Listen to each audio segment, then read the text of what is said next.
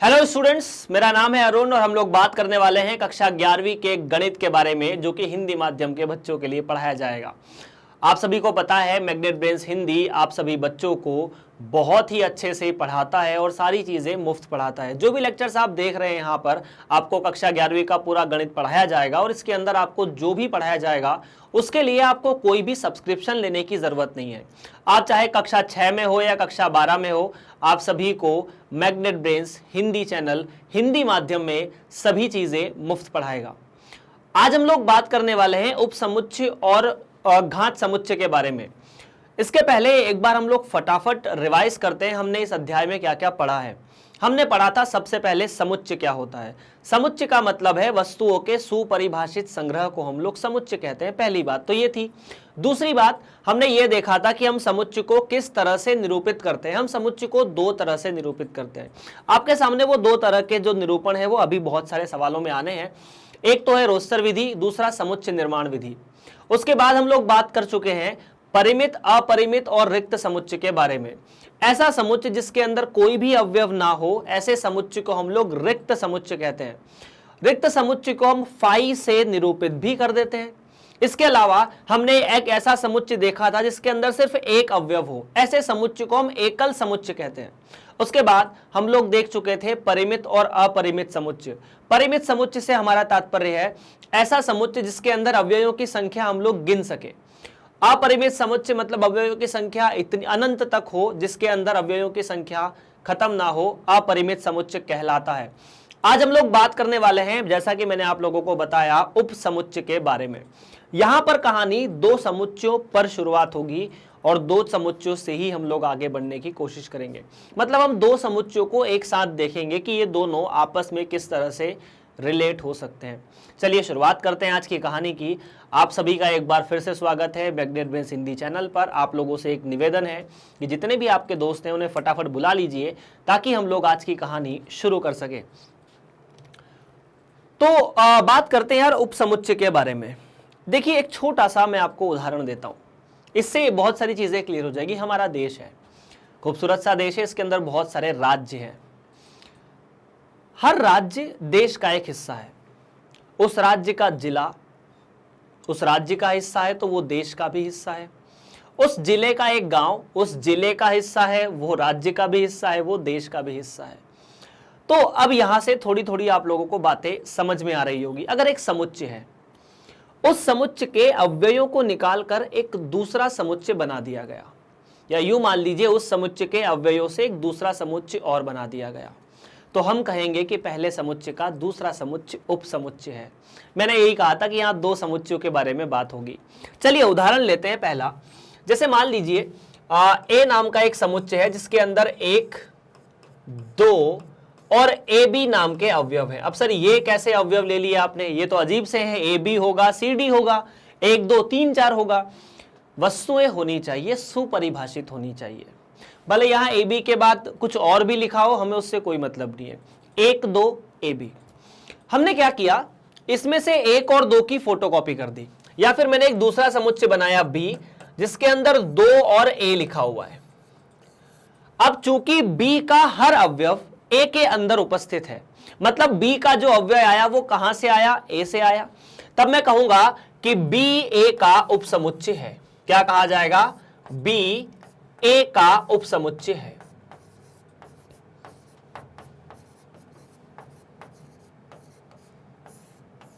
ये पहला कथन है। अच्छा, दूसरी बात, क्या ए बी का उपसमुच्चय है? नहीं नहीं नहीं नहीं, मैं बी के अवयवों से ए को नहीं बना सकता, क्योंकि ए में बहुत कुछ और भी है जो बी में नहीं है। अगर मैं चाहूं कि ये बी है, इससे ए बना दो, तो कैसे बनाएंगे? बी दे रहा है 2 और ए बनाने के लिए 1 और बी भी चाहिए, वो बी नहीं दे सकता। ऐसा क्लियर है ना? जैसे मान लेते हैं मध्य प्रदेश भारत देश के अंदर है, ठीक है। क्या भारत देश मध्य प्रदेश के अंदर है? नहीं नहीं नहीं नहीं, ऐसा नहीं कह सकते। वही कहानी है। तो मेन मुद्दे की बात यह है कि यहां पर ये जो समुच्चय है, इसके अवयवों से हमने दूसरा समुच्चय बनाया जिसे हमने कहा बी। तो अब मैं यहां से एक परिभाषा के रूप में कथन बोल सकता हूं। यदि किसी समुच्चय ए के अवयवों से कोई समुच्चय बी बनाया जाए तो बी समुच्चय ए समुच्चय का उपसमुच्चय कहलाता है। ये नॉर्मल भाषा में हो गई। दूसरी भाषा में मैं ये कह सकता हूं कि यदि किसी समुच्चय B का प्रत्येक अवयव समुच्चय A के अंदर उपस्थित है, यहां प्रत्येक शब्द जरूरी है, यहां पर शब्द क्या है, प्रत्येक बड़ा महत्वपूर्ण है। यदि किसी समुच्चय B का प्रत्येक अवयव, ऐसा नहीं कि एक दो हो जाए, यदि समुच्चय B का प्रत्येक अवयव A के अंदर उपस्थित है, तब मैं B को A का उपसमुच्चय कह सकता हूं, या समुच्चय B को समुच्चय A का उपसमुच्चय कह सकता हूं।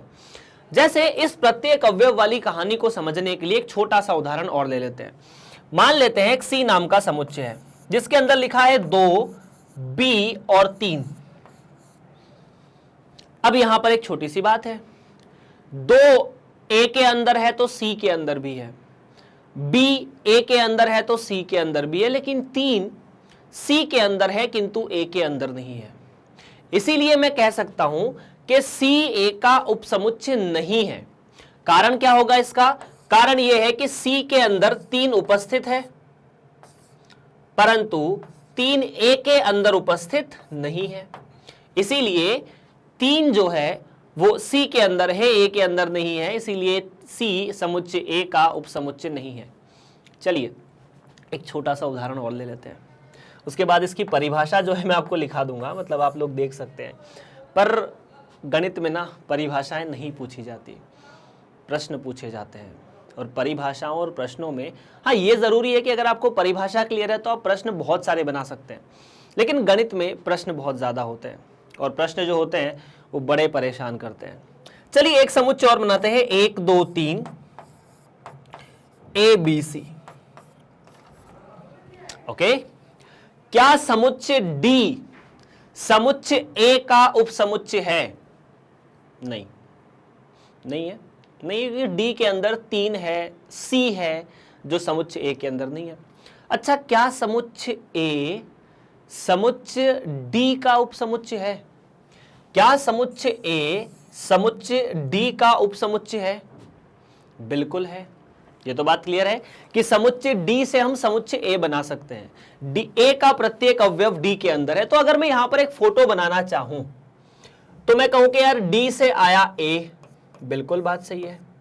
A से बना B समुच्चय, ये बना A से बना B समुच्चय, लेकिन C समुच्चय जो है वो B समुच्चय से नहीं बना, ना वो A समुच्चय से बना। C समुच्चय बन सकता है D समुच्चय से। देखो C समुच्चय को बनाने के लिए 2 B और 3 अवेलेबल है D के अंदर, तो C समुच्चय D समुच्चय से बना, लेकिन किसी अलग तरीके से, उस तरीके के अंदर A समुच्चय कतई नहीं था, है ना, क्योंकि C और A में कोई रिलेशन नहीं है। C के अंदर जो अवयव है वो 3 है जो A के अंदर नहीं, इसलिए मैंने C को अलग कर दिया कि इस पूरी कैटेगरी के अंदर C नहीं है। चलिए शुरुआत करते हैं। उपसमुच्चय उम्मीद है आपको समझ में आ चुका होगा। चलिए सर आगे बढ़ते हैं, परिभाषा पर बात करते हैं। यदि समुच्चय A का प्रत्येक अवयव समुच्चय B का भी अवयव है तो A को B का उपसमुच्चय कहेंगे। हमने उदाहरण जो देखा इससे उल्टा था। ऐसा मतलब कि A का जो प्रत्येक अवयव है वो समुच्चय B के अंदर हो तो A B का उपसमुच्चय हो जाएगा। अगर B का प्रत्येक अवयव A के अंदर है तो B A का उपसमुच्चय हो जाएगा।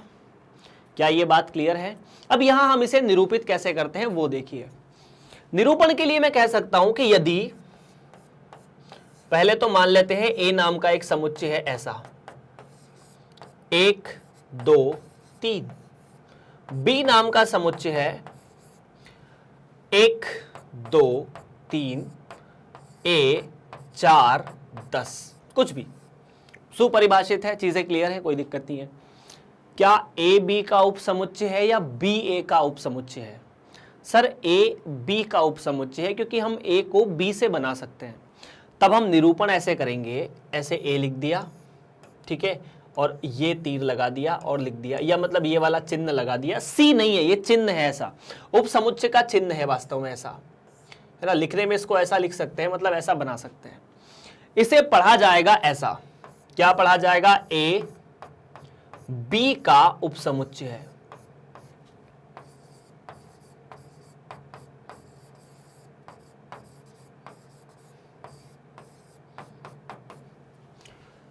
क्लियर है क्या? चलो यार आगे बढ़ते हैं फिर। ए बी का उपसमुच्चय है, इस तरह से हम लिख सकते हैं, इसमें चिंता की कोई बात नहीं है। अच्छा, अगर ए बी का उपसमुच्चय नहीं होता तो चलो मान लेते हैं एक सी नाम का समुच्चय है। सी नाम के समुच्चय के अंदर मैंने लिखा अल्फा बीटा और गामा। क्या लिखा है? अल्फा बीटा गामा, इनको अल्फा बीटा गामा बोलते हैं। अब मैं यहां कह सकता हूं कि जो सी समुच्चय है वो बी समुच्चय से नहीं बनाया जा सकता, तब मैं कह सकता हूं कि सी जो है वो समुच्चय बी का उपसमुच्चय नहीं है। काट दिया वो उपसमुच्चय वाले चिन्ह को, मतलब उपसमुच्चय नहीं है। तो इस तरह से हम उपसमुच्चयों के बारे में बात करने वाले हैं। चलिए एक छोटा सा और उदाहरण लेता हूं, जहां से चीजें हो सकती है क्लियर हो जाए। उम्मीद है आप सभी लोगों ने ये चीज नोट कर ली होगी। ओके, चलो एक छोटा सा काम और करते हैं। मान लीजिए एक समुच्चय सी है जिसके अंदर 1 लिखा है, 2 लिखा है, 3 लिखा है और 4 लिखा है। एक समुच्चय बी है जिसके अंदर एक अवयव है एक्स। एक्स का मतलब है एक्स का जो वर्ग है वो 16 या 16 से छोटा हो, और x जो है एक प्राकृत संख्या है। x क्या है? एक प्राकृत संख्या है। आपको ये 2 समुच्चय दिए। पहले समुच्चय में समुच्चय या पहले समुच्चय में रोस्टर रूप में आपको दिया गया है, दूसरा समुच्चय b आपको समुच्चय निर्माण विधि में दिया गया है। इन दोनों के अंदर आपको बताना है कि क्या समुच्चय b समुच्चय c के या समुच्चय b समुच्चय c का उपसमुच्चय है या समुच्चय c समुच्चय b का उपसमुच्चय है। मैं आपसे 2 प्रश्न पूछता हूं। पहला कि क्या b उपसमुच्चय है समुच्चय c का? दूसरा सवाल है क्या समुच्चय c समुच्चय b का उपसमुच्चय है? इतना क्लियर है? चलिए, तो पहले यार अब देखने के लिए या तो फिर दोनों को एक तरह से निरूपित करो, और एक तरह से निरूपित करने के लिए हमें b को रोस्टर रूप में निरूपित करना चाहिए। चलिए, उपसमुच्चय को सबसेट कहा जाता है, अंग्रेजी में समुच्चय को सेट कहा जाता है। तो सबसे पहले b को देखते हैं कि इसका वास्तविक चेहरा कैसा है। x एक प्राकृत संख्या है। प्राकृत संख्या क्या हो सकती है? 1 हो सकती है, 2 हो सकती है, 3 हो सकती है, 4 हो सकती है, 5 हो सकती है। उस प्राकृत संख्या का वर्ग 16 या 16 से छोटा होना चाहिए। तो ऐसी कितनी प्राकृत संख्याएं हैं जिनका वर्ग 16 या 16 से छोटा है?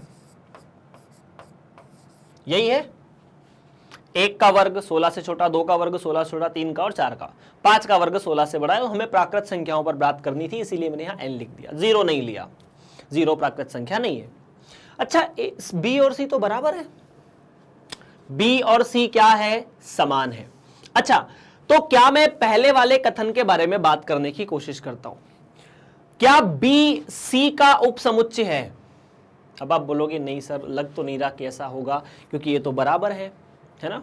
उपसमुच्चय की परिभाषा पर गौर करो। यदि समुच्चय b का प्रत्येक अवयव समुच्चय c के अंदर उपस्थित हो, समुच्चय b का प्रत्येक अवयव समुच्चय c के अंदर उपस्थित हो, जरूरी नहीं कि वो कहीं पर भी, मतलब जरूरी नहीं कि c के अंदर ज्यादा हो या कम हो।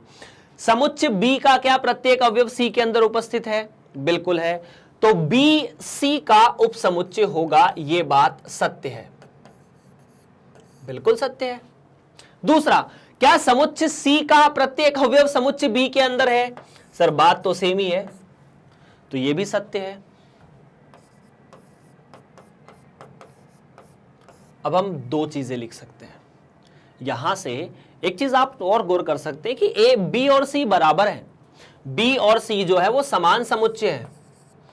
b एवं c समान समुच्चय है, ये लिखने में भी मुझे कोई परेशानी नहीं है। क्यों नहीं है? क्योंकि ये बराबर ही तो है, कोई दिक्कत की बात थोड़ी ना उसमें, है ना जी। डन है फिर तो अच्छा, b और c अगर समान समुच्चय है तो मैं लिख सकता हूं कि यहां ऐसा ऐसा है। तो क्या इस चीज को हम लोग एक नोट करके लिख सकते हैं कि ऐसा भी हो सकता है कि यदि b और c समान समुच्चय है, ये b और c समुच्चय है ना, ठीक है, तब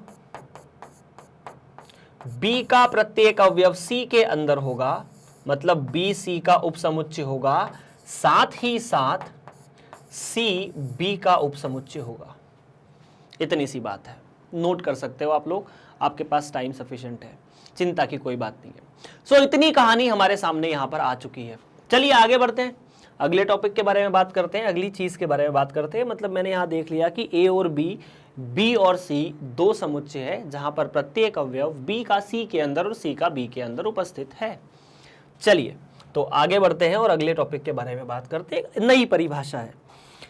यहां थोड़ी सी बात ऐसी है कि मान लीजिए ए और बी दो समुच्चय हैं, ए का प्रत्येक अवयव बी के अंदर है, ए और बी बराबर नहीं है, तो ए को तब ए बी का उचित उपसमुच्चय होगा और बी को ए का अधिसमुच्चय कहा जाएगा। ये दो नए शब्द हैं। देखिए हमने कहा कि अगर ए का प्रत्येक अवयव बी के अंदर उपस्थित है तो ए बी का उपसमुच्चय है। पुराने उदाहरण में यह भी देखा कि दोनों बराबर भी हो सकते हैं। पर अगर ए और बी बराबर नहीं है, जैसे उदाहरण के लिए मैंने ऐसा कहा कि मान लीजिए ये ए समुच्चय है जिसके अंदर लिखा है 1 2 3 और ये बी समुच्चय जिसके अंदर लिखा है 1 2 3 4। क्या ए और बी बराबर है? नहीं है। हमने फटाफट चेक किया, क्या ए बी का उपसमुच्चय है? करेक्ट है। क्या ए बी के बराबर है? नहीं, ये भी करेक्ट है ना। ए बी के बराबर नहीं है क्योंकि बी के अंदर 4 है पर वो ए के अंदर नहीं है। अगर दो समुच्चय बराबर है तो दोनों के अंदर प्रत्येक अवयव बराबर है, प्रत्येक अवयव रहना चाहिए। जो ए के अंदर है वो बी के अंदर, जो बी के अंदर है वो ए के अंदर रहना चाहिए। तो ए और बी भी बराबर नहीं है। तब मैं ए को कहूंगा बी का उचित उपसमुच्चय। क्या कहूंगा? बी का उचित उपसमुच्चय।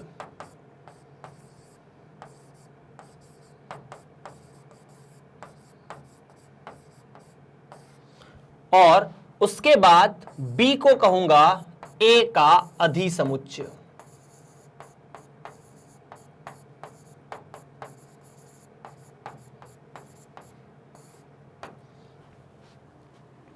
क्लियर है क्या? मतलब जहां से समुच्चय ए बना है वो अधिसमुच्चय है और जो बना है समुच्चय ए वो उचित उपसमुच्चय। उचित उपसमुच्चय को अंग्रेजी में प्रॉपर सबसेट कहा जाता है, इसे सुपरसेट कहा जाता है। ठीक है सर।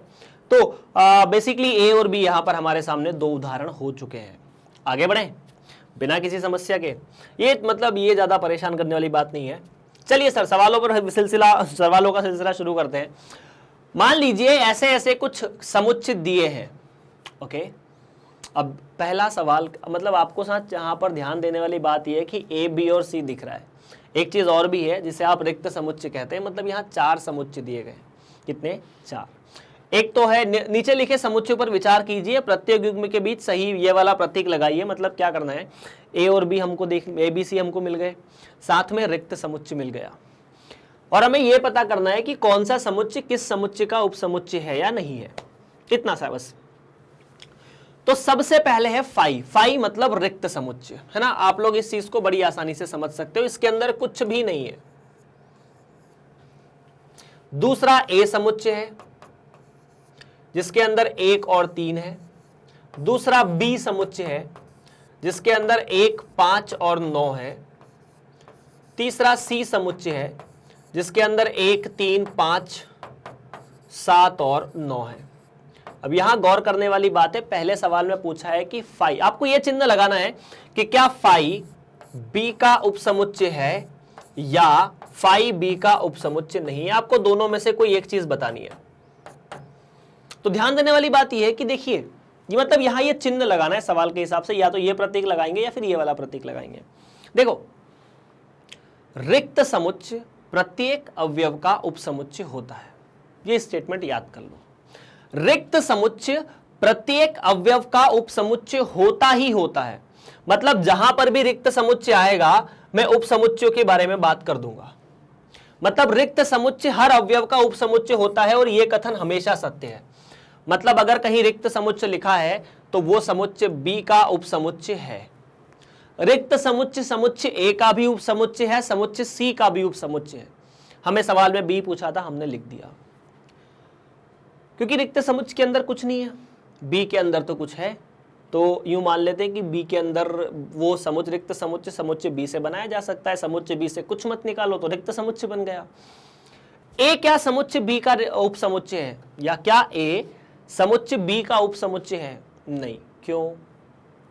क्योंकि ए के अंदर 3 है, बी के अंदर 3 नहीं है, मतलब बी से मैं ए को नहीं बना सकता।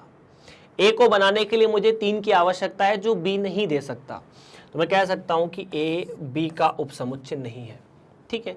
दूसरा, क्या ए सी का उपसमुच्चय है? देखो ए के अंदर 1 3 है, सी के अंदर 1 3 है, बाकी सी के अंदर क्या है हमें पता नहीं, हमने लिखा ए सी का उपसमुच्चय है। उसके बाद क्या बी सी का उपसमुच्चय है? तो ऐसे देख लो, यहां 1 है तो यहां पर भी 1 है, यहां 5 है तो यहां पर भी 5 है, यहां 9 है तो यहां पर भी 9 है, मतलब बी का प्रत्येक अवयव सी के अंदर उपस्थित है। या फिर सी से मैं आसानी से बी बना सकता हूं, तो बी समुच्चय सी का उपसमुच्चय है। इतनी सी बात है बस। चलिए, अच्छा एक छोटा सा सवाल मेरा यहां पर भी है, क्या समुच्चय ए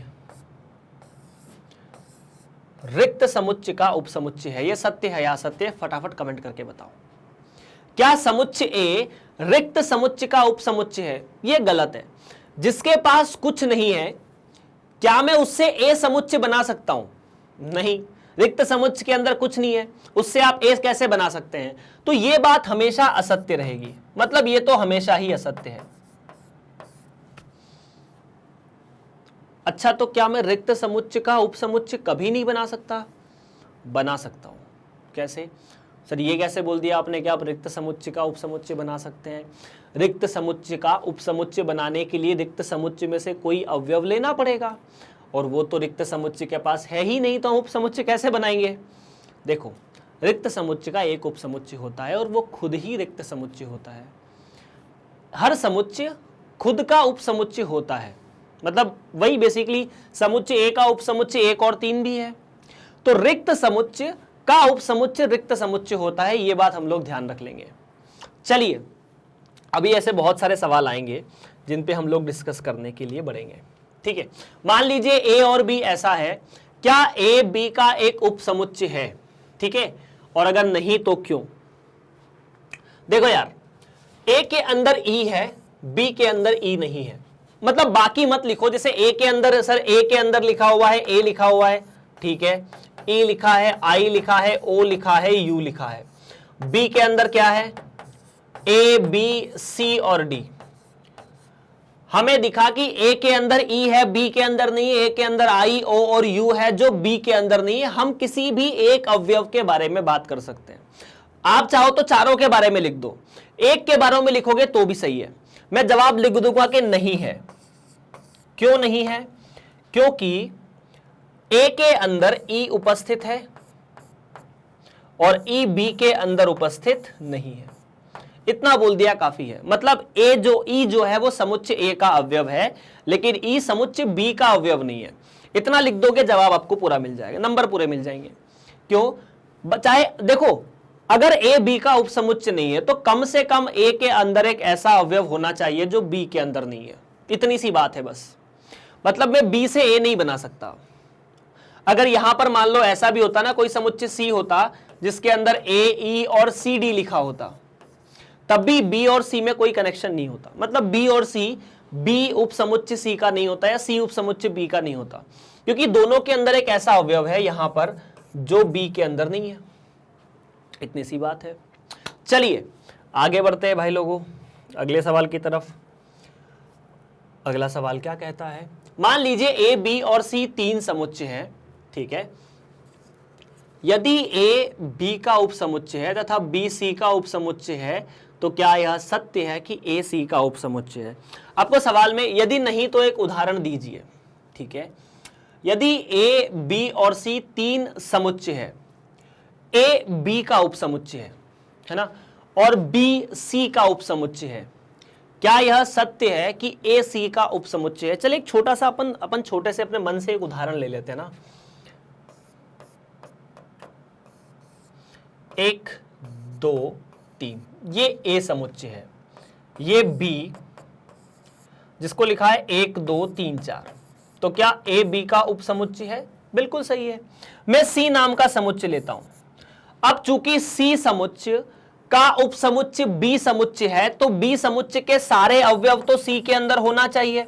आपको सी से बी बनाना है ना, तो आपको बी के सारे अवयव सी के अंदर लेना पड़ेंगे। और अगर लेना पड़ेंगे तो आप बोल सकते हैं कि सर यहां पर ए और सी में भी कनेक्शन है। कनेक्शन ये कि ए सी का उपसमुच्चय है, ये बात सही है, सीधी सीधी बात है। अगर सी से बी बनाया गया, बी से सी बनाया गया, तो मैं सी से ए बना सकता हूं, इतनी सी बात है। चलिए आगे बढ़ते हैं अगले सवाल की तरफ। वास्तविक संख्याओं में समुच्चय के उपसमुच्चय। अब यहां थोड़ी सी परेशानी होगी। परेशानी ये होगी कि वास्तविक संख्याओं के समुच्चय में उपसमुच्चय कैसे होते हैं। आप लोग एक बार फटाफट वास्तविक संख्याओं को रिवाइज कीजिए। आपने वास्तविक संख्या कैसी थी, क्या पढ़ी थी, उसे रिवाइज कीजिए। परिमेय और अपरिमेय संख्याओं से हम वास्तविक संख्याएं बनाते हैं। याद है क्या आप लोगों को? अगर याद है तो फटाफट बताइए कमेंट करके कि वास्तविक संख्याएं क्या है। तो यार वास्तविक संख्याओं के समुच्चय के उपसमुच्चय के बारे में अपन बात करने की कोशिश करते हैं। पहले मैंने आपको कहा कि आप वास्तविक संख्याएं याद कर लीजिए। तो वास्तविक संख्याएं याद करने के लिए आपके दिमाग में छोटी सी एक बात आई होगी कि यार ऐसी संख्याएं जो परिमेय और अपरिमेय संख्याओं को मिलकर बनाई जाए वास्तविक संख्याएं कहलाती है। अब परिमेय संख्या हमें पता है ऐसी संख्या जो p बटा q रूप में लिखी हो, है ना। छोटा छोटा रिवीजन है।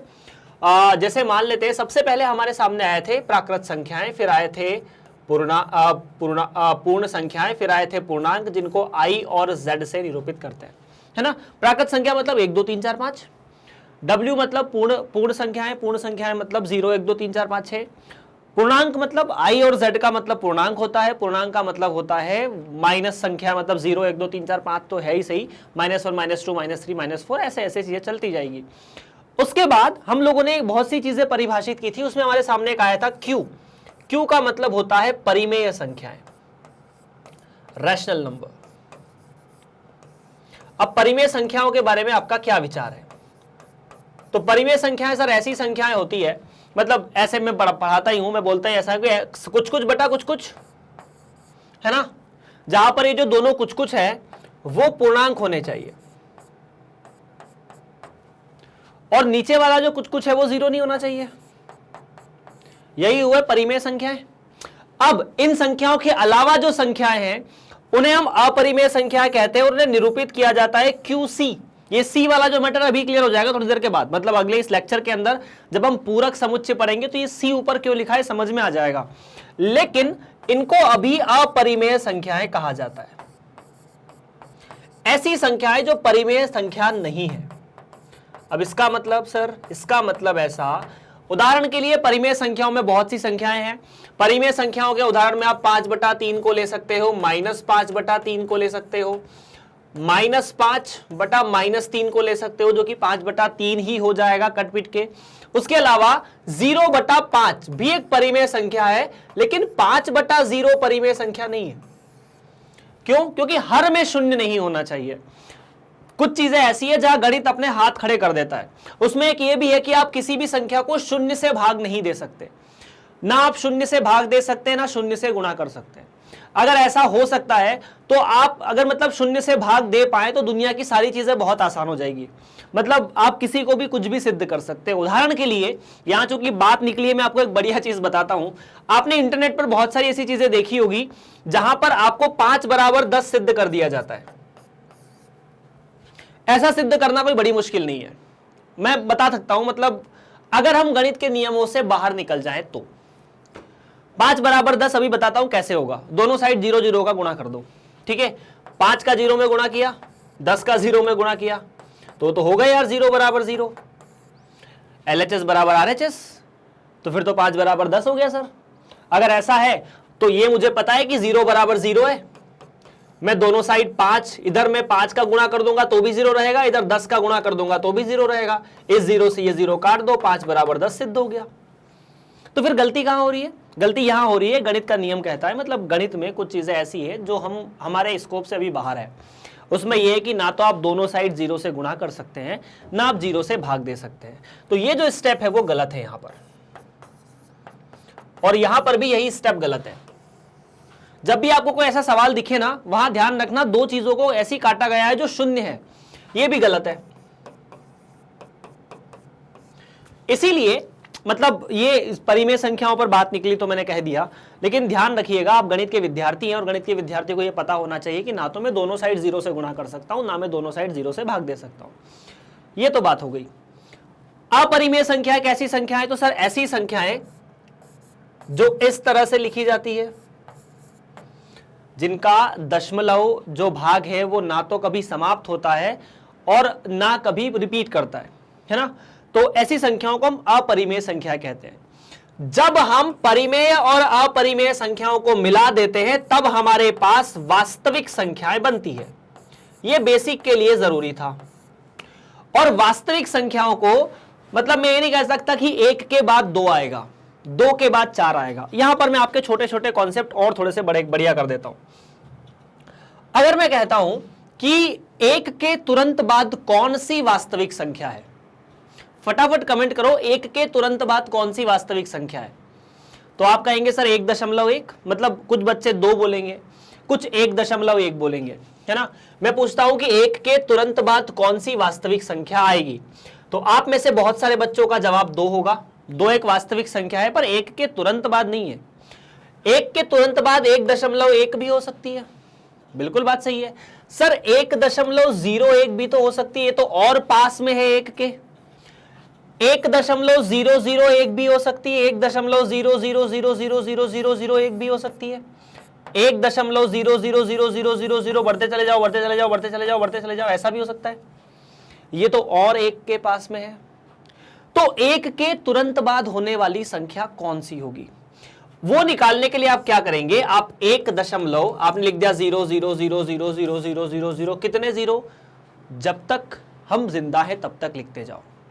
और यही कहानी आपके आने वाली पीढ़ी को भी बोलो कि वो भी एक कॉपी के अंदर 1 के बाद 00000 लिखते रहे। मतलब आप अनंत 0 लगा सकते हैं, उसके बाद भी 1 के तुरंत बाद वाली संख्या नहीं आएगी। मान लीजिए एक बच्चे ने बहुत सारे 0 लगा दिए यहां पर और आखिरी में लिख दिया 1, इसके बीच में और 0 लगाओगे तो वो और 1 के बहुत पास आ जाएगी संख्या, ऐसा होगा ना। इसीलिए किसी संख्या के तुरंत बाद, अगर एक वास्तविक संख्या है तो किसी संख्या के तुरंत बाद और तुरंत पहले की वास्तविक संख्या परिभाषित ही नहीं होती है। किसी संख्या के तुरंत बाद और तुरंत पहले की वास्तविक संख्या परिभाषित नहीं होती है। इसीलिए जब मैं प्राकृत संख्याओं के बारे में बात करता हूं तो 5 के बाद प्राकृत संख्या 6 है, लेकिन 5 के तुरंत बाद वास्तविक संख्या कौन सी है नहीं पता। 5 के तुरंत पहले वास्तविक संख्या कौन सी है नहीं पता, यह बात ध्यान रखना। अब जब यह पता नहीं है तो इनका समुच्चय कैसे बनाए, सबसे बड़ा सवाल तो यह है। अगर ये पता नहीं है कि 5 के तुरंत बाद वास्तविक संख्या कौन सी होगी और 10 के तुरंत बाद वास्तविक संख्या कौन सी होगी, तो इनका समुच्चय बनाएं कैसे। अब देखो, हम वास्तविक संख्याओं को सबसे पहले इस तरह से लिख देते हैं।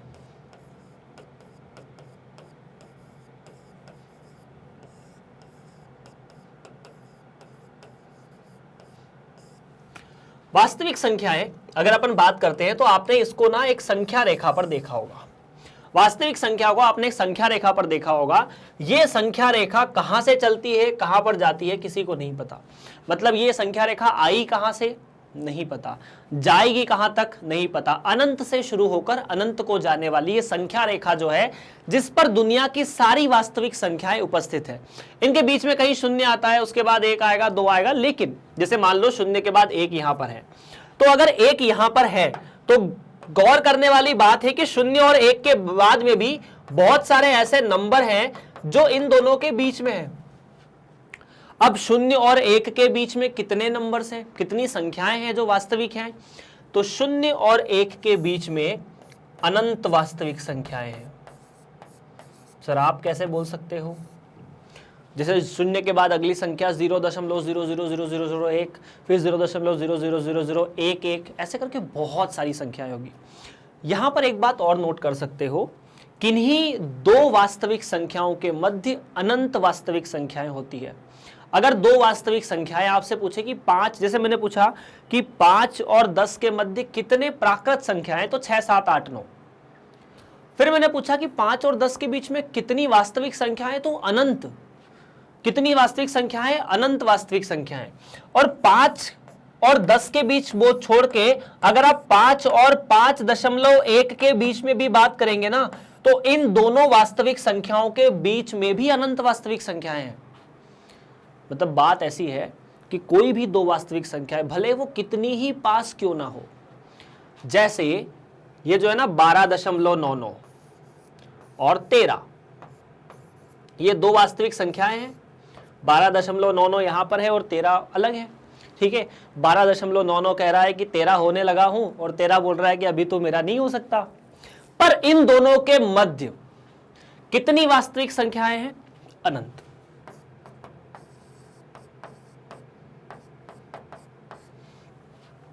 कितनी वास्तविक संख्या है भाई साहब? अनंत है। अब यहां दिक्कत की बात है, ठीक है। अनंत मतलब इनफाइनाइट, हम जिसे नहीं निकाल सकते, जिसका कोई अंत नहीं है, वो अनंत है।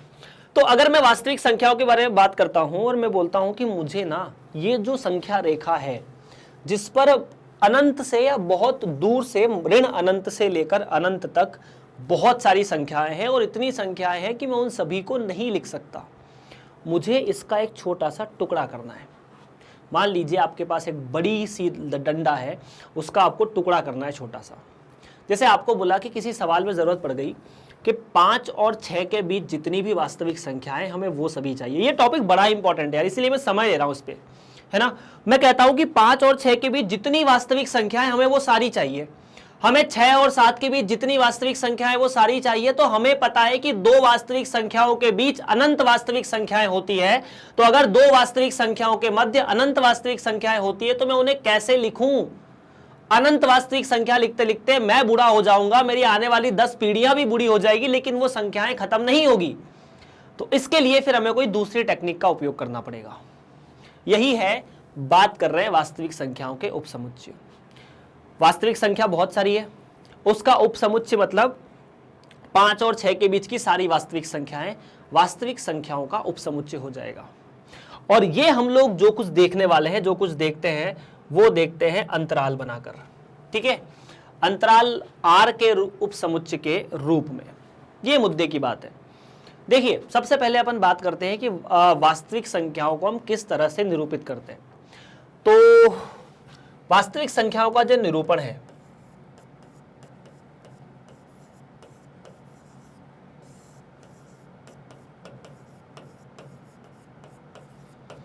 इन्हें आप दो तरीकों से मुख्यतः निरूपित करते हैं। पहला तरीका है, आपने लिख दिया r। r शब्द आया है अंग्रेजी रियल नंबर से, है ना। रियल का मतलब होता है r, वास्तविक, वास्तविक मतलब r, अपन लिख दिया। दूसरा तरीका है, आप एक ब्रैकेट लगाइए और लिखिए कि ऋण अनंत से लेकर अनंत तक। छोटा कोष्ठक लगाना है, कभी भी ये वाला कोष्ठक मत लगा देना और ना ये वाला कोष्ठक लगा देना। तो ऋण अनंत से लेकर अनंत तक जितनी भी संख्याएं हैं वो सारी की सारी वास्तविक संख्याएं हैं, और इसे आपने ऐसे भी लिख दिया। ये दोनों तरीके सही है। जहां ये तरीका हो, मतलब जहां ये लिखा हो हमारा मतलब सारी वास्तविक संख्याएं हैं, जहां ये लिखा हो हमारा मतलब सारी वास्तविक संख्या है। और ये क्या है? ये चिन्ह है अनंत का। बनाना कैसे है? तो सर 8 को सुला सकते हैं, टेक्निक तो यही है, 8 बना के सुला दो।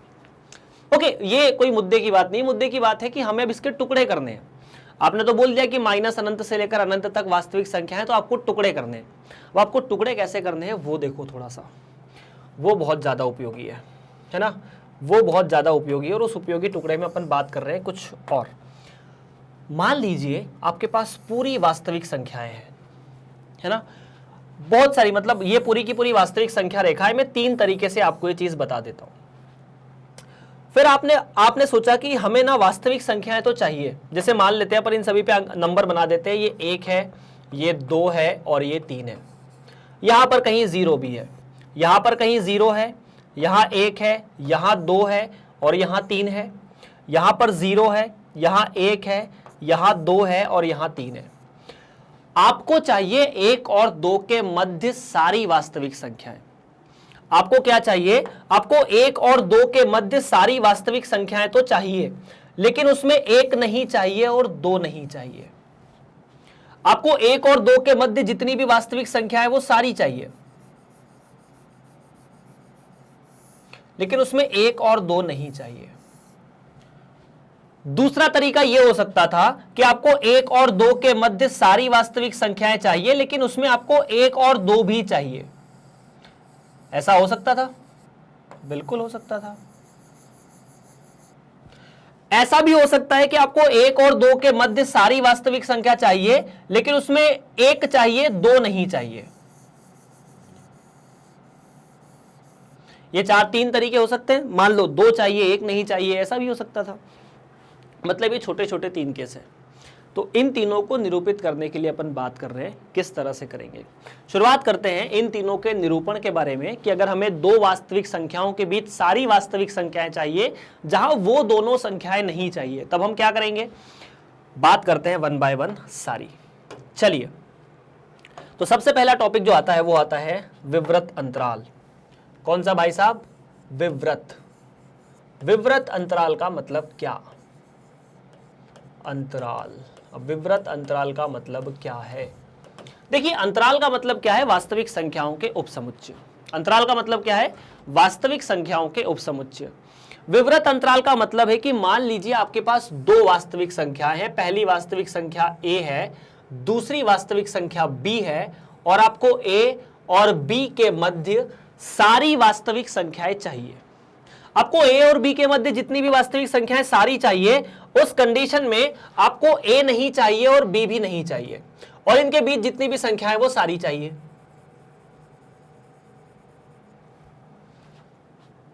अब इसको निरूपण कैसे करेंगे? तो हम बनाएंगे कि मान लीजिए एक समुच्चय है a, जिसमें हमने a को लिख दिया और b को लिख दिया, और यहां छोटे कोष्टक का प्रयोग किया। जरूरी ये बात ध्यान रखना, विवृत अंतराल में हम कौन से कोष्टक का प्रयोग करने वाले हैं? ये वाले कोष्टक का। इसे कहा जाता है विवृत अंतराल, अंग्रेजी में ओपन इंटरवल। इस केस में a और b दोनों नहीं होंगे। उदाहरण ले लेते हैं छोटे छोटे, ठीक है, फटाफट। जैसे मान लीजिए उदाहरण फटाफट ले लेते हैं, छोटे छोटे 2-3 एग्जाम्पल के लिए। मैंने आपसे कहा कि मान लीजिए a नाम का एक समुच्चय है जो 5 से लेकर 20 तक की संख्याएं या 5 से लेकर 20 तक की समस्त वास्तविक संख्याएं अपने अंदर लेकर चल रहा है। क्या इसके अंदर 5 है? नहीं।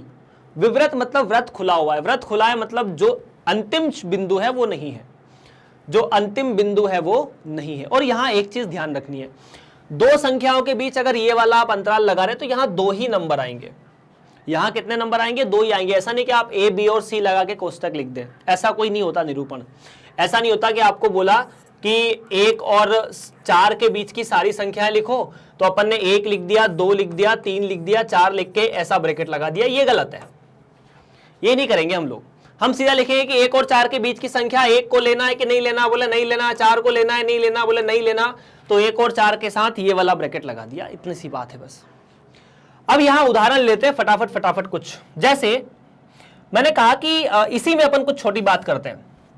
कुछ सवाल है मेरे कि क्या 6 समुच्चय a का एक अवयव है? क्या 7 समुच्चय a का एक अवयव है? क्या 5 समुच्चय a का एक अवयव है? क्या 20 समुच्चय a का एक अवयव है? उसके बाद मैं यहीं पर सवाल पूछ लेता हूं कि क्या 4 समुच्चय a का एक अवयव है? क्या 3 या -2 समुच्चय a का एक अवयव है? और 50 क्या समुच्चय a का अवयव है?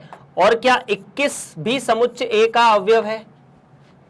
उसके बाद मतलब ये आपको सही गलत बताते जाना है ना।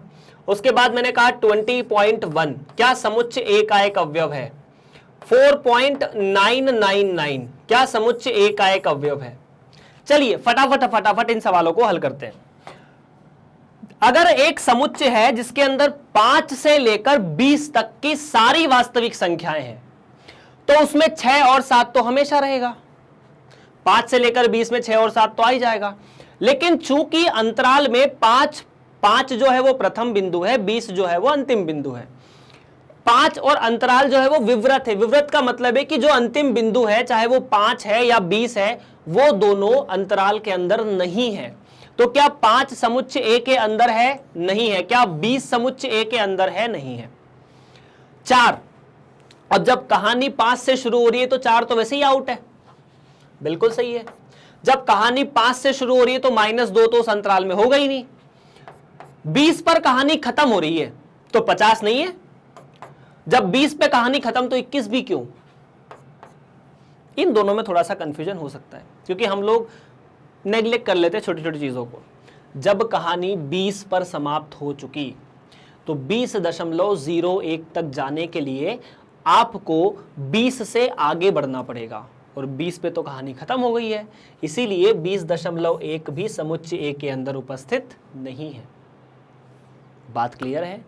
उसके अलावा 4.99, अब चूंकि कहानी 5 से शुरू हुई है तो 4.99 का क्या काम है? कोई काम नहीं है, तो हम इसे भी बोल देंगे कि भाई साहब यू कैन गो।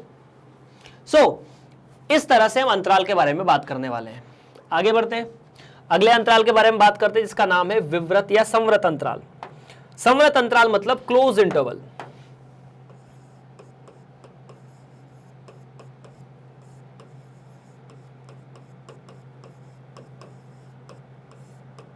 संवृत अंतराल का कहने का मतलब ऐसा है कि ये ए और बी नाम की दो संख्याएं थी जो वास्तविक संख्याएं थी। अच्छा, यहां एक बात नोट कर लेना कि ए बी से छोटा है ना, सदैव ए जो है वो बी से छोटा है। जब भी हम संवृत अंतराल या विवृत अंतराल लिखेंगे तो छोटे को पहले लिखेंगे, बड़े को बाद में लिखेंगे। अब यहां पर आपसे बोले कि आपको 5 और मतलब ए और बी के बीच की सारी वास्तविक संख्याएं तो लेनी है, साथ में आपको ए को भी लेना है और बी को भी लेना है। अगर मुझे ए और बी को लेना है तो जो ए और बी पे मैं गोले बना रहा हूं ना, इनको भी कलर कर दूंगा कि ये भी हमें लेना है अंतराल के अंदर। इतनी सी बात है बस, और कुछ नहीं। तो ए और बी के बीच के सारे अंतराल हमें लेने हैं, बस इतनी सी बात है। अब यहां पर ध्यान देने वाली बात यह है जो कि आपको बहुत ज्यादा अच्छी लगेगी कि इस तरह के निरूपण में आपको कुछ नहीं करना, आपको ए से लेकर बी में ये वाला कोष्टक का उपयोग कर लेना है। यह हो चुका संवृत अंतराल। तो जहां पर यह आता है संवृत है, मतलब ए और बी अंतराल के अंदर उपस्थित है।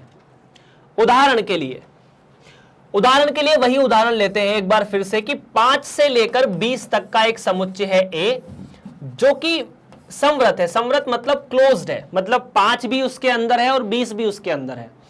अगर मैं आपसे अब सवाल पूछता हूं छोटे छोटे कुछ, तो पहला सवाल मेरा है कि क्या 6 समुच्चय ए का अवयव है? क्या 7 समुच्चय ए का अवयव है? क्या 5 समुच्चय ए का अवयव है? क्या 20 समुच्चय ए का अवयव है?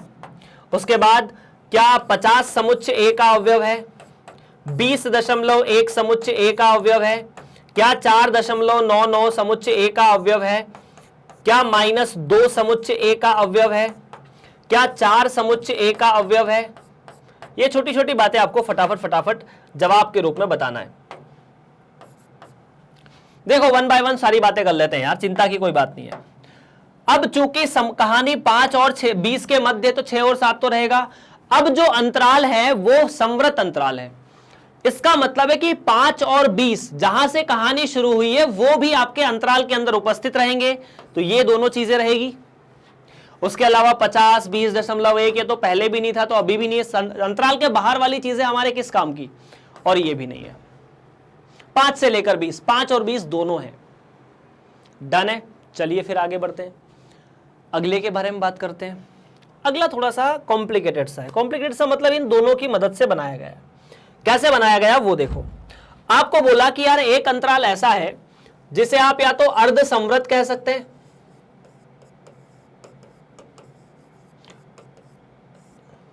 या अर्ध विवृत, सेमी ओपन या सेमी क्लोज्ड।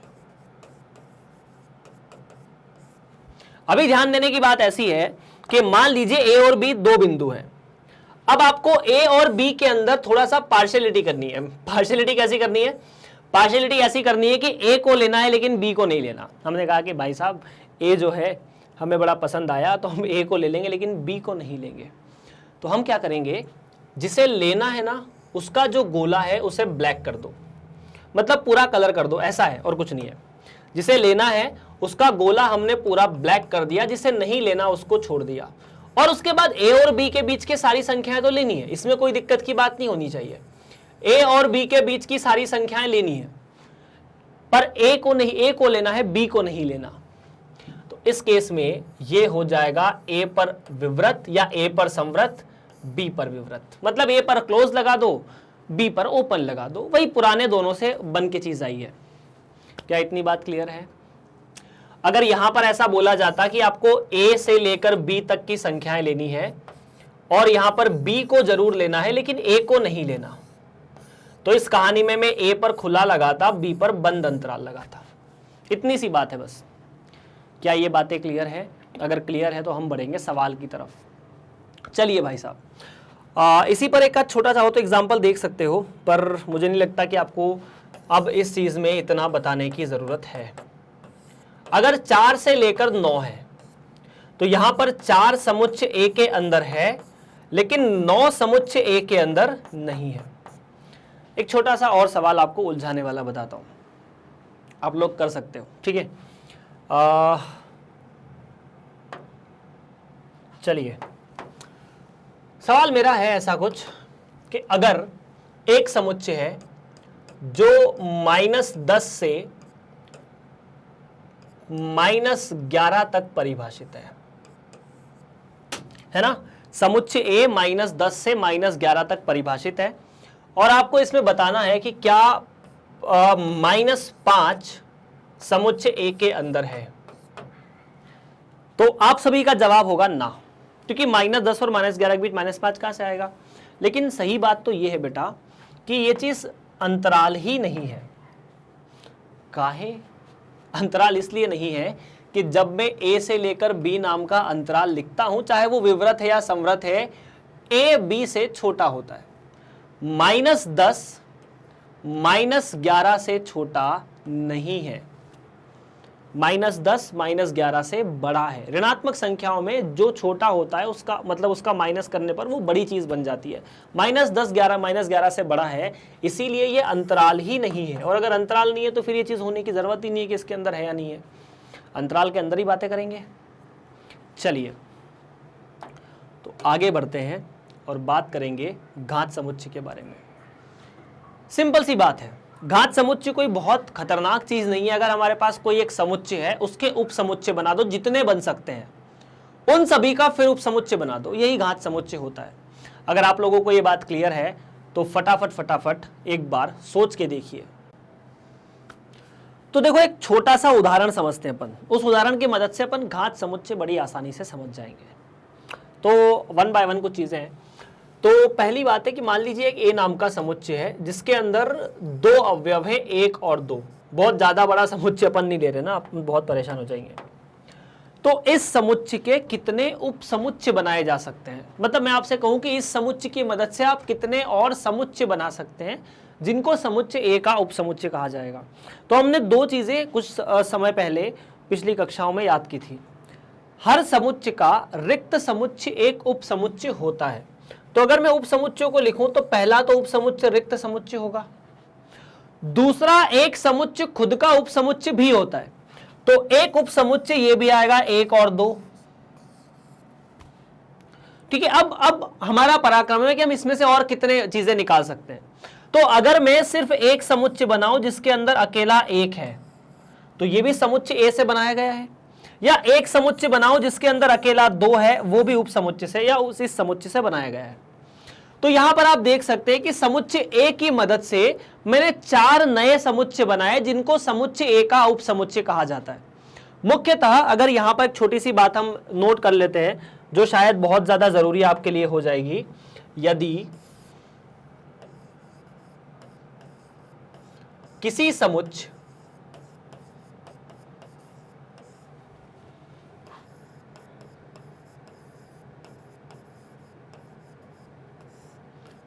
ए में अवयवों की संख्या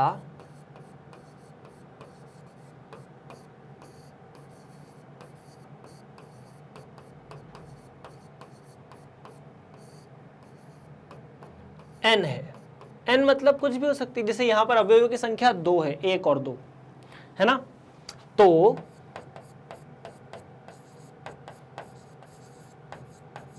समुच्चय ए के कुल 2 की घात n भिन्न उप समुच्चय होंगे।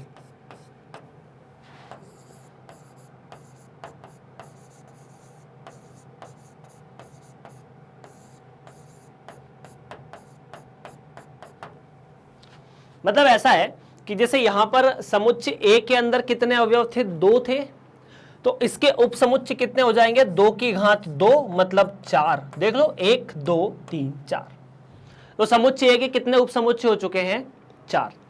अच्छा ये कहानी घात समुच्चय नहीं है, तो फिर घात समुच्चय क्या है, इन चारों का एक नया समुच्चय बना दो, उसे हम समुच्चय ए का घात समुच्चय कहेंगे। क्या करो, समुच्चय ए के उपसमुच्चय बना दिए, बिल्कुल बना दिए।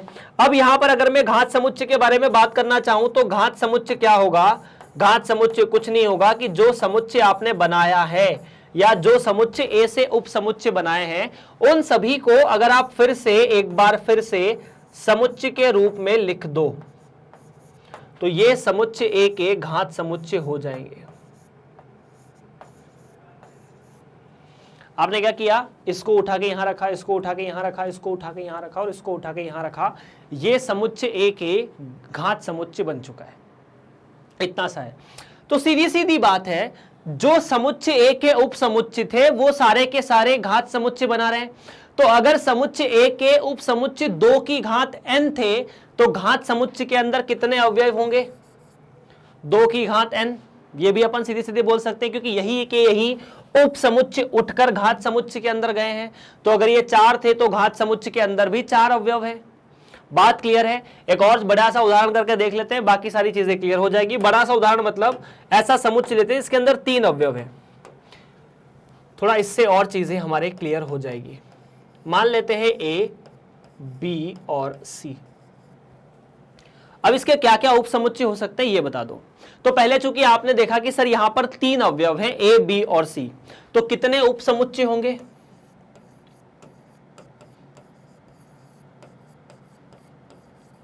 दो की घात 3, क्योंकि अवयव जो है वो n, 2 की घात n उपसमुच्चय होता है अगर n अवयव होते हैं तो 8 उपसमुच्चय हो गए। तो ये जो 8 उपसमुच्चय है ये कौन कौन से होंगे देख लेते हैं पहले। तो हमने सबसे पहले एक बात रट के रखी है कि हर एक समुच्चय का अवयव एक तो रिक्त समुच्चय होता है और दूसरा वो समुच्चय खुद होता है। तो ये ए के 2 उपसमुच्चय हैं। और कौन कौन से हो सकते हैं, तो अब एक काम करो, एक एक ले लो। तो पहले ए को लेके बना दिया, बी भी ले लिया गया और सी भी ले लिया गया। ये तीनों अलग अलग समुच्चय हैं, तो 3 तो ये हो गए। उसके बाद और कौन कौन से, तो सर एक काम कीजिए, ए और बी को एक साथ लिख दीजिए, ठीक है, बी और सी को एक साथ लिख दीजिए, ठीक है, और सी और ए को एक साथ लिख दीजिए। मतलब एक ऐसा समुच्चय जिसके अंदर ए बी नाम के 2 अवयव हैं, समुच्चय ए का उपसमुच्चय है। ऐसा समुच्चय जिसके अंदर बी सी नाम के अवयव हैं, समुच्चय ए का उपसमुच्चय है। ऐसा समुच्चय जिसके अंदर सी ए नाम के अवयव हैं, समुच्चय ए का उपसमुच्चय है। तो ये 8 के 8 उपसमुच्चय हुए, इसके अलावा कुछ नहीं। तीनों को एक साथ लोगे, पहले ऑलरेडी ले जा चुका है। तो गिन लो 1 2 3 4 5 6 7 8। इन सभी को एक नए समुच्चय के अंदर रख दिया जाए। आपने एक समुच्चय बनाया, ये रहा, ये पहला उपसमुच्चय लिख दिया। उसके बाद उसमें ए, बी और सी लिख दिए। फिर उसके बाद आपने ए लिखा, फिर उसके बाद बी लिखा और उसके बाद सी लिखा। और फिर क्या होगा, फिर सर हम ए बी लिखेंगे, फिर हम बी सी लिखेंगे, फिर हम सी ए लिखेंगे।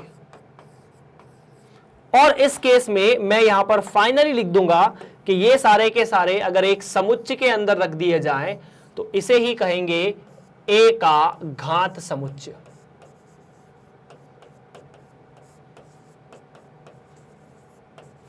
Power set. अच्छा इतना तो ठीक है। हमने देखा कि किसी समुच्चय 2 की घात 3 उपसमुच्चय थे, तो वही के वही यहां पर अब यहां अवयव कैसे गिनेंगे वो देखो, थोड़ा सा परेशानी हो सकती है। आप गिन सकते हो, एक तो ये है, दूसरा इस समुच्चय के अंदर एक ये पूरा का पूरा समुच्चय एक अवयव गिना जाएगा। बड़े वाले समुच्चय के अंदर, घात समुच्चय के अंदर ये उपसमुच्चय एक अवयव है, ये भी एक अवयव है, ये भी एक अवयव है, ये भी एक अवयव है। ऐसे गिनने बैठोगे तो टोटल 8 आ जाएंगे, चाहो तो गिन लो। तो ये हो गए सर 8 उपसमुच्चय या घात समुच्चय के अंदर 8 अवयव। इतनी सी बात है और कुछ नहीं है। तो ये कहानी हुई घात समुच्चय की। चलिए आगे बढ़ते हैं फिर और बातें करते हैं और भी सारी। समुच्चय ए के उपसमुच्चयों के संग्रह को घात समुच्चय कहा जाता है। परिभाषा ये है, परिभाषा से ज्यादा हम समझ चुके हैं कि समुच्चय ए के उपसमुच्चय बना दिए जाए। अब आता है सार्वत्रिक समुच्चय। कुछ ये एक अजीब सी चीज है, मतलब सार्वत्रिक समुच्चय का मतलब ऐसा हो सकता है कि किसी सवाल में मान लीजिए आपको 3 समुच्चय दिए हैं, 1 2 3 एक समुच्चय है, अगले के अंदर 3 4 5 है, और उसके अंदर अगले के अंदर 6 7 8 है।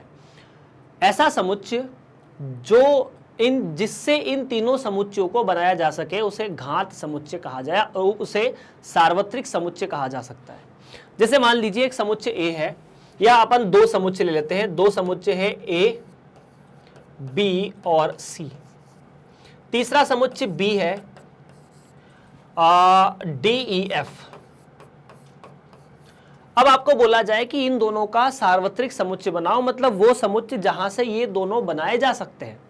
तो एक बंदे ने बनाने की कोशिश की कि सर ऐसा समुच्चय जहां से ये दोनों बनाए जा सकते हैं, ये हो गया घात समुच्चय। मैंने कहा ठीक है। एक बंदे ने ये बोला, नहीं लिया एच और जी। ये भी देखो, ये दोनों समुच्चय इससे भी बनाए जा सकते हैं। अच्छा, अगर आप ए बी के साथ ऐसे लेकर एक्स वाई जेड तक लिख दोगे ना, तो ये भी इसका सार्वत्रिक समुच्चय हो जाएगा, कोई दिक्कत नहीं है।